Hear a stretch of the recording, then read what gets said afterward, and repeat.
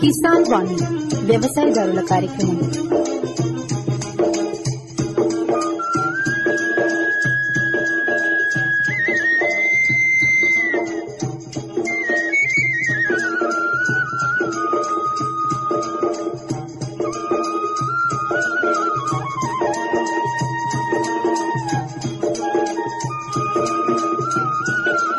ఈ కార్యక్రమాన్ని మీకు అందిస్తున్నవారు కేంద్ర వ్యవసాయ మరియు రైతు సంక్షేమ మంత్రిత్వ శాఖ, భారత ప్రభుత్వం. కిసాన్ వాణి కార్యక్రమానికి రైతులందరికీ స్వాగతం. ఈనాటి కార్యక్రమంలో యాసంగి అపరాల సాగులో అధిక దిగుబడికి సూచనలు తెలియజేస్తారు రెంజల్ మండలం నీలాగ్రామ వ్యవసాయ విస్తరణ అధికారి కె సాయిల్ గారు. ఇంకా పంట మార్పిడి, అంతర పంటల సాగు గురించి కొన్ని సూచనలు వింటారు. కార్యక్రమంలో ముందుగా విందాం మార్కెట్ ధరలు. నిజామాబాద్ వ్యవసాయ మార్కెట్ కమిటీ తెలియజేసిన మార్కెట్ ధరలు ఈ విధంగా ఉన్నాయి. పసుపు పిల్ల కొమ్ములు గరిష్ట ధర 12,460 రూపాయలు, కనిష్ట ధర 9,500 రూపాయలు, మోడల్ ధర 12,460 రూపాయలు. పసుపు దుంప రకం గరిష్ట ధర 11,400 రూపాయలు, కనిష్ట ధర 8,000 రూపాయలు, మోడల్ ధర 9,615 రూపాయలు. పసుపు పొడి గరిష్ట ధర 9,311 రూపాయలు, కనిష్ట ధర 8,000 రూపాయలు, మోడల్ ధర 9,006 రూపాయలు. పసుపు పేస్ట్ గరిష్ట ధర 7,006 రూపాయలు, కనిష్ట ధర 6,500 రూపాయలు, మోడల్ ధర 6,501 రూపాయి. సజ్జలు గరిష్ట ధర 1,975 రూపాయలు, కనిష్ట ధర 1,250 రూపాయలు, మోడల్ ధర 1,925 రూపాయలు. అల్లం గరిష్ట ధర 9,669 రూపాయలు, కనిష్ట ధర 5,550 రూపాయలు, మోడల్ ధర 9,369 రూపాయలు. మార్కెట్ ధరలు విన్నారుగా. ఇప్పుడు వాతావరణ సూచన. హైదరాబాద్ వాతావరణ కేంద్రం నుండి వచ్చిన సమాచారం ప్రకారం రానున్న 2 రోజుల్లో వాతావరణం ప్రధానంగా పొడిగా ఉండవచ్చు.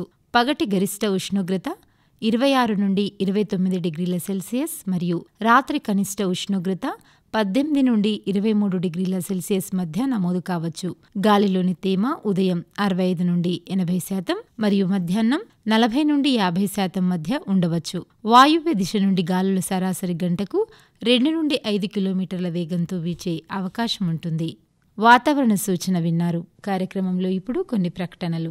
ప్రధానమంత్రి కిసాన్ మాన్ధన్ యోజన లభించును పెన్షన్ ఆధారం, కడింకా రైతు నిరాధారం, ఆనందాలతో అనుబంధం, వృద్ధాప్యం సుఖ సంతోషాలు, సురక్షితమౌను అన్నదాత, సురక్షితమౌను అన్నదాత.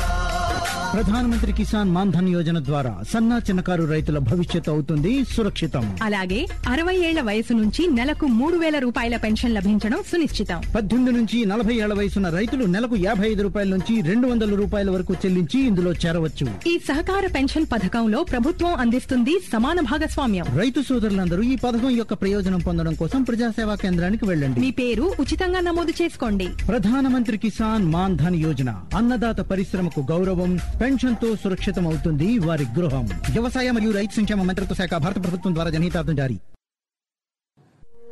सूखा हो या बेमौसम की बरखा हो, कीड़ा लगे खेत में या दुविधा हो, बहुत ही कम प्रीमियम पे पूरी हो भरपाई, फसल बीमित रहे कटाई के बाद भी भाई। हाँ, ऋणी या अऋणी अब हर किसान लाभ उठाए, एक मौसम एक दर है, सब किसान बीमा कराए, प्रधानमंत्री फसल बीमा योजना से हर किसान मुस्काए।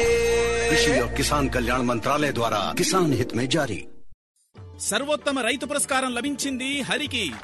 హరి, మీ విజయ రహస్యం ఏమిటో చెప్పండి. రైతు మిత్రులారా, మీరు కూడా మీ పొలాల్లో అధిక పంటను పండించగలరు. అదెలా? ఎప్పుడు ఏ సమస్య వచ్చినా వెంటనే కలపండి ఈ నెంబరు 1-800-101-15551. ఇది ఎవరి number Babu? Kisan call centre the. అక్కడ విశేషజ్ఞులు మీ పొలం సమస్యలకు వెంటనే పరిష్కారం చెప్తారు. అదేంటయ్యా, విశేషజ్ఞులు అన్ని సమయాల్లోనూ దొరుకుతారా? తప్పకుండా దొరుకుతారు. ఏడాదిలో 365 రోజులును, అది కూడా ఉదయం 6 గంటల నుంచి రాత్రి 10 గంటల దాకా. మరైతే ఎక్కువసేపు మాట్లాడితే డబ్బు చాలా అవుతుందిగా. ఖర్చు లేనే లేదు. మొబైల్ పై గానీ ఇతర ఫోన్ తో కానీ కిసాన్ కాల్ సెంటర్ కి ఉచితంగా కాల్ చేయవచ్చు. సలహాకి కూడా ఖర్చు ఉండదు. నిజంగా? 16 అనాల నిజం. రైతు సోదరులారా, పంట సమస్యల గురించి మీ భాషలో వెంటనే సమాధానం కోసం పూర్తి భారతదేశంలో ఏ ఫోన్ నుంచి అయినా జాతీయ హెల్ప్ లైన్ నంబర్ 1-800-118-1551తో ఉచితంగా సంప్రదించండి. రైతు మిత్రుడు కిసాన్ కాల్ సెంటర్. కార్యక్రమంలో ఇప్పుడు యాసంగి అపరాల సాగులో అధిక దిగుబడికి సూచనలు తెలియజేస్తారు రెంజల్ మండల నీలా గ్రామ వ్యవసాయ విస్తరణ అధికారి కె సాయిల్ గారు. రైతు సోదరులకు నమస్కారం. ప్రస్తుతము మన నిజామాబాద్ జిల్లాలో అపరాల సాగు సుమారుగా 20 నుంచి 25 వేల ఎకరాల్లో సాగయ్యే అవకాశం కలిగి ఉన్నది ఇప్పుడు ప్రస్తుతం రబీ సీజన్లో. అందులో ముఖ్యంగా శనగ అనేది ప్రధాన ముఖ్యమైన పంట. శనగ పంట గురించి ప్రస్తుతము రైతులకు కొన్ని విషయాలు మనము తెలుపుదాము. అందులో భాగంగా శనగ ప్రస్తుత రకాల్లో JG11, అదేవిధంగా నంద్యాల శనగ, అదేవిధంగా నంద్యాల గ్రామ్ 857, అదేవిధంగా కాబూలి రకాలు కూడా మన శనగలో ఉన్నాయి. ఇందులో పంట కాలము 90 నుంచి 95 రోజులు ఉంటుంది. సుమారు దిగుబడి వచ్చేసి 7 నుంచి 8 క్వింటాళ్ళు. ఇది మన JG11 అనేది దిగుబడి వస్తుంది. దీని ముఖ్య లక్షణాలు వచ్చేసి మన ఎండు తెగుల్ని ముఖ్యంగా ఇది తట్టుకుంటుంది. అయితే దీని యొక్క విత్తే సమయం ఏంటంటే శనగ రబీ సీజన్లో మనం ముఖ్యంగా పండిస్తారు. దీనిని ఖరీఫ్ పంట తర్వాత లేదా ఖరీఫ్లో ఏ పంట విత్తని పొలాల్లో సాగు చేస్తారు. విత్తడానికి అక్టోబర్ 15 నుండి నవంబర్ మొదటి పక్షం వరకు మిక్కిలి అనుకూలమని పరిశోధనలు తెలుపుతున్నాయి. ఆలస్యంగా విత్తినప్పుడు పంట చివరి దశలో బెట్టకు గురయ్యి మరియు అధిక ఉష్ణోగ్రత వల్ల గింజ సరిగా గట్టిపడక దిగుబడి తగ్గవచ్చును. ఖరీఫ్లో ముఖ్యంగా రబీ పంటను 65-70 రోజుల కాలపరిమితి అయినటువంటి కొర్ర పంటను కూడా మనము ఈ శనగ పంటలో సాగు చేసుకోవచ్చు. ఇందులో నేలలు శనగ పంటకు బంక నేల నుంచి నల్లరేగడి నేల వరకు దేనిలో సాగు చేయవచ్చు. దీని యొక్క pH 6 నుండి 8 ఉంటే ఒండ్రు నేలలు కూడా చాలా అనుకూలము. చౌడు నేలలు మరియు నీరు నిల్వ ఉండే నేలలు పనికిరావు. విత్తే విధానం సాధారణంగా శనగను వర్షాధారం కింద సాగు చేస్తారు. విత్తటానికి సరిపడా తేమ లేనప్పుడు ఒక తడి ఇచ్చి విత్తనం వేసుకోవచ్చు. విత్తేటప్పుడు విత్తనాన్ని 5 నుంచి 8 సెంటీమీటర్ల లోతున తడి మట్టి తగిలేలా విత్తుకోవాలి. వరుసల మధ్య 30 సెంటీమీటర్లు, వరుసలో మొక్కల మధ్య 10 సెంటీమీటర్ల దూరం ఉండేటట్టు విత్తుకోవాలి. 1 చదరపు మీటర్కు 33 మొక్కలు ఉండునట్టు చూసుకోవాలి. నీటి వసతి ఉన్నప్పుడు మరియు లావు గింజల కాబూలి రకాలను ఎంచుకున్నప్పుడు వరుసల మధ్య 45 నుంచి 60 సెంటీమీటర్ల దూరం పాటించాలి. అయితే విత్తన మోతాదు శనగ రకాల్లో విత్తన బరువును బట్టి ఎకరాకు వేసుకోవాల్సిన విత్తన మోతాదు అనేది మారుతూ ఉంటుంది. అదేవిధంగా మధ్యస్థ లావు గింజ రకాలైనటువంటి JG11, నంద్యాల గ్రాము, నంద్యాల శనగ 1 ఇవి 30 నుంచి 35 కిలోలు ఎకరానికి వేసుకోవాలి. లావు గింజ రకాలు ఇది NBG 119 రకము 40 కిలోలు వేసుకోవాలి.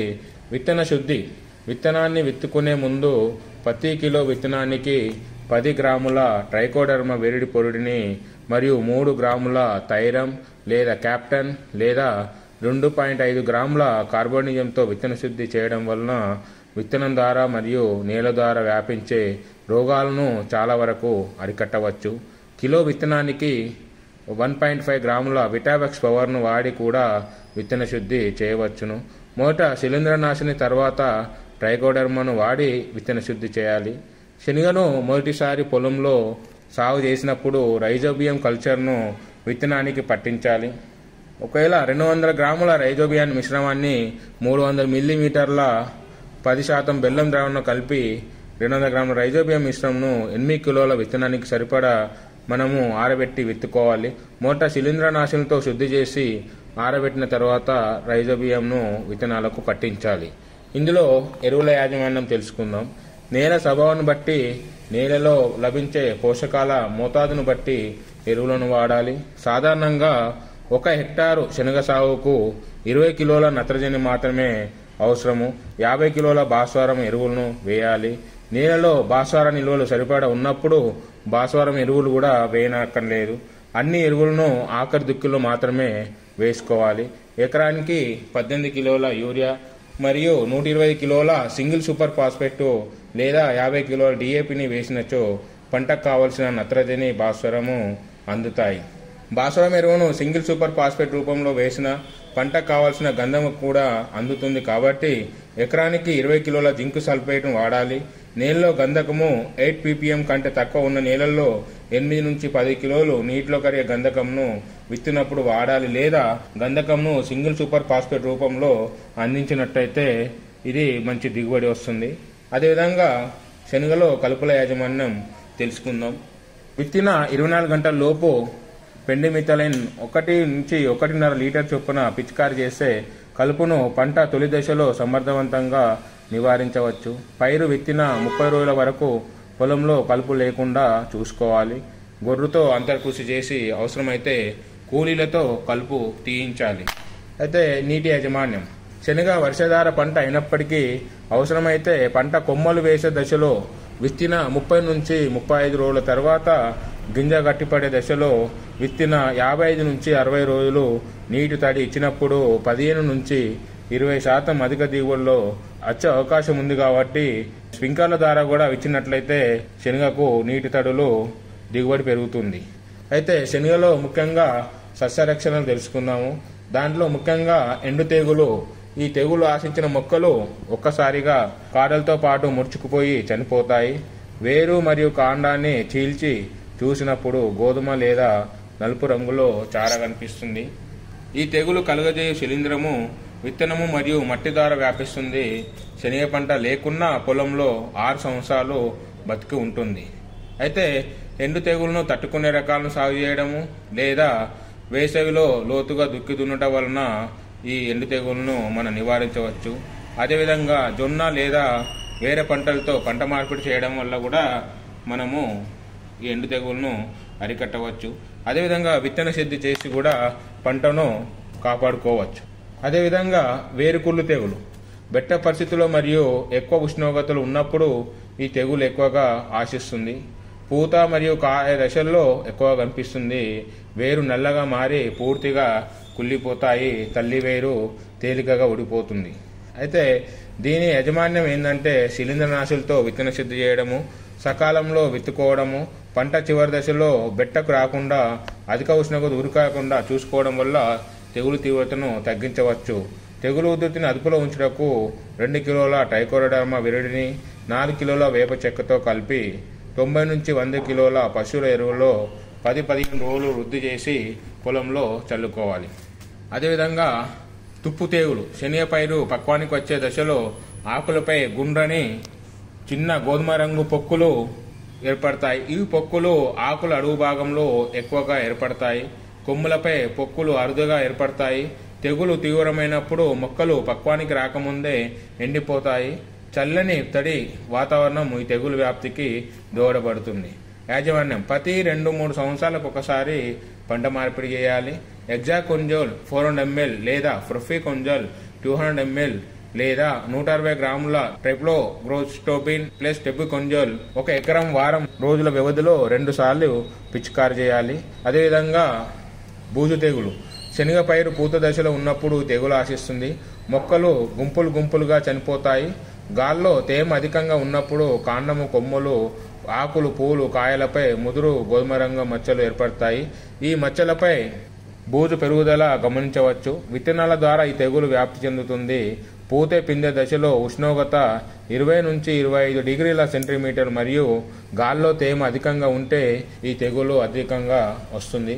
దీనికి సిఫారసు చేసిన విత్తన మోతాదు వాడటము, వరుసలు మరియు మొక్కల మధ్య దూరం పాటించడము, నిటారుగా ఉండే మరియు పొడవైన రకాలను విత్తుకోవాలి. లేదా మాంకోజేబు 600 గ్రాములు 1 ఎకరానికి పిచికారీ చేయడం ద్వారా కూడా దీన్ని నివారించవచ్చు. అదేవిధంగా శనగ పంటలు ముఖ్యంగా శనగ పచ్చ పురుగు ఆశిస్తుంది. శనగ పండించే అన్ని ప్రాంతాల్లో ఇది ఉధృతి ఉంది. యాజమాన్యం పురుగును తట్టుకునే రకాలు అందుబాటులో లేవు. పురుగు మందుల వాడకంతో బాగా అరికట్టగలిగిన సమగ్ర సస్యరక్ష పద్ధతులను అనుసరించడం వలన పర్యావరణానికి హాని కలగకుండా సహజ మిత్ర పురుగులను పరీక్షించి పురుగు మందుల నిరోధక శక్తి పెరగకుండా కాపాడవచ్చు. పురుగు సంతతిపై నిఘా ఉంచడానికి పొలంలో 1 మీటర్ ఎత్తులో లింగార్చనక బుట్టలు ఎకరానికి 4 చొప్పున ఏర్పాటు చేసుకొని పురుగు ఉధృతి కింద నివారణ చేసుకోవచ్చు. అయితే వీటి నివారణ చేయాలంటే పంటను సరైన సమయంలో విత్తుకోవాలి. వేసవిలో లోతుగా దుక్కులు దున్నుకోవాలి. అదేవిధంగా శనగలో అంతర పంటగా ఆవాలు మరియు ధనియాలు 8x2 వరుసలు పర్ణబుక్కులు పెరగడానికి అనుకూల వాతావరణం ఏర్పడి పురుగులు సహసిద్ధ నివారణలో తోడ్పడతాయి. పొలం చుట్టూ 4 వరుసలు జొన్న పంటను రక్షణ పంటగా వేసుకోవాలి. ఎకరానికి 4 నుంచి 6 పక్షి స్థావరాలు ఏర్పాటు చేయడం వల్ల పురుగులు తినడానికి పక్షులను ఆకర్షించవచ్చు. పొలంలో అక్కడక్కడ బంతి మొక్కలను వేసుకున్నట్లయితే శనగపచ్చ పురుగుకు ఎర్రపంటగా పనిచేస్తాయి. పంటలో వరుసలో 10 మొక్కలు 1 పురుగు చొప్పున గమనించినప్పుడు నివారణ చర్యలు చేపట్టాలి. అయితే ఇది నివారణలో మన జీవనియంత్రణలో భాగంగా బెసిల్లస్ తురంజిస్ అనే బ్యాక్టీరియా, న్యూక్లియర్ పాలిహైడ్రేస్ మరియు కీటకంలో రోగంలో కలుగజేయు శిలీంధ్రము, మెటరైజియం అనిస్లోమియా మొదలైనవి మార్కెట్లో రైతులకు అందుబాటులో ఉన్నాయి. అదేవిధంగా రెనాక్సిఫైర్ లేదా flubendiamide 40 ml, indoxacarb 200 ml litre, spinosad 70 ml చొప్పున 10 నుంచి 15 రోజుల వ్యవధిలో పూత పిందె దశలో మందులు మార్చి పిచికారి చేసినట్లయితే శనగపచ్చ పురుగును మనము నివారించవచ్చును. అదేవిధంగా పచ్చ రబ్బరు పురుగు కూడా అక్కడక్కడ కనిపిస్తుంది. పచ్చ రబ్బరు పురుగు నివారణకు 15 రోజుల ముందే వేప గింజల కషాయము స్ప్రే చేసుకోవాలి. పురుగు ఉధృతి ఎక్కువైతే ఇండాక్స్ కార్బ్ 200 ml లేదా రైనక్సిఫైర్ 40 ml, ఫ్లూబెండోమైడ్ 40 ml ను పిచికారి చేసి పచ్చ రబ్బరు పురుగుని కూడా మనము నివారించవచ్చు. అయితే కోత మరియు నూర్పిడి కూడా ఆకులు పచ్చబారడము, రాలడము, కాయలు పసుపుగా మారి మొక్కలు ఎండిపోయి గింజ గట్టిగా మారినప్పుడు కోతకు సిద్ధమవ్వాలి. పంట కోత కోసిన తర్వాత గింజలు తగినంత ఎండు వరకు ఆరబెట్టాలి. నూర్పిడి యంత్రాలతో కానీ చేతితో కానీ మనము నూర్పుకోవచ్చు. పంట కోత తర్వాత గింజలు నిల్వ చేయడము, దుమ్ము ధూళి తాలు గింజల విత్తనాలను తొలగించి నిల్వ చేసుకోవాలి. నిల్వ చేయడానికి ముందు విత్తనాలలో తేమ శాతము ప్రభుత్వం నియమించిన 9 నుంచి 10% తగ్గకుండా చూసుకోవాలి. నిల్వ చేసే ముందు నిల్వ చేసే సాధనాలు గోనె సంచులను కూడా శుభ్రపరచుకోవాలి. అదేవిధంగా పచ్చపురుగు ఆశించకుండా గోనె సంచులను 10% వేప ద్రావణం పిచికారి చేసి వాడుకోవాలి. అదేవిధంగా సంచులపైన డెల్టామైథ్రిన్ 2 ml లీటర్ నీటి కలిపి పిచికారి చేసి ఆరబెట్టి నిల్వ ఉంచుకోవాలి. బస్తాలు నిల్వ చేసే గది గోడలపైన కింద 20 mm మలాథియం ద్రావణం లీటర్ నీటి కలిపి పిచికారి చేయాలి. నిండిన బస్తాలను చెక్క బల్లపై వరుసల్లో పేర్చి తేమ తగలకుండా జాగ్రత్త వహించాలి. గోదాంలో గాని మనుషుల సంచారానికి దూరంగా ఉన్న రూమ్లో నిల్వ ఉంచినట్లయితే అల్యూమినియం ఫాస్ఫేట్ సల్ఫాన్ అనే టాబ్లెట్ బయట దొరుకుతాయి. టన్ను విత్తనానికి 3 గ్రాముల చొప్పున 1 టాబ్లెట్ 5 రోజుల పాటు ఊదర పెట్టి తర్వాత గాలి తగలనివ్వాలి. ఈ విధంగా మన శనగ పంట కోత, అదేవిధంగా పంట తర్వాత గింజల నిల్వ కూడా మనము ఈ విధంగా చేసినట్లయితే రైతులు చెప్పిన పద్ధతులను పాటించి అధిక దిగుబడి పొందాలని చెప్పి ఆశిస్తూ మన వ్యవసాయ శాఖ తరపున రైతులందరికీ కూడా నమస్కారం అండి. ఇంతవరకు మీరు యాసంగి అపరాల సాగులో అధిక దిగుబడికి సూచనలు విన్నారు. తెలియజేసిన వారు రేంజల్ మండలం నీలా గ్రామ వ్యవసాయ విస్తరణ అధికారి కె సాయిల్ గారు. కిసాన్ వాణి వ్యవసాయదారుల కార్యక్రమం వింటున్నారు. కార్యక్రమంలో ఇప్పుడు ఒక జానపద గీతం.